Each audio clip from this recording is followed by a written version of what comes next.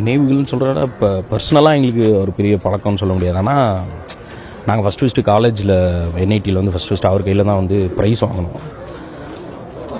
எப்படி சொல்கிறது, எல்லார் வீட்லேயும் ஒரு ஒரு ஆள் மாதிரி தான் இருந்திருக்காரு. ஏன்னா டிவி பார்த்து வளர்ந்த ஒரு ஒரு சமுதாயம் என்ன நம்ம வந்து டிவி இன்ஸ்பிரேஷனான. நம்ம டிவியில் அது இது இந்த மாதிரி அவரோட ப்ரோக்ராம்லாம் பார்த்து அவர் எப்படி பண்ணுறாரு அது மாதிரி நம்ம பண்ணி பார்ப்போமான்னு சொல்லி ட்ரை பண்ணி தான் இன்றைக்கி இந்த மாதிரி இடத்துல வந்து இருக்கோம். ரொம்ப பெரிய இன்ஸ்பிரேஷன் அவர் எங்களுக்கு இந்த லைனில் வரத்துக்கு. அதனால் எனக்கு அவரை இப்படி பார்க்கறது ரொம்ப கஷ்டமாக இருந்தது. அவங்க சொல்லும் போதும் ரொம்ப நிறைய விஷயம் அவர் பண்ண விஷயங்கள், அவர் பண்ண நகைச்சுவான பண்ண எவ்வளோ பேர் சிரிக்க வச்சிருக்காரு அந்த மாட்டெல்லாம் ரொம்ப ரொம்ப கஷ்டமாக இருக்குது.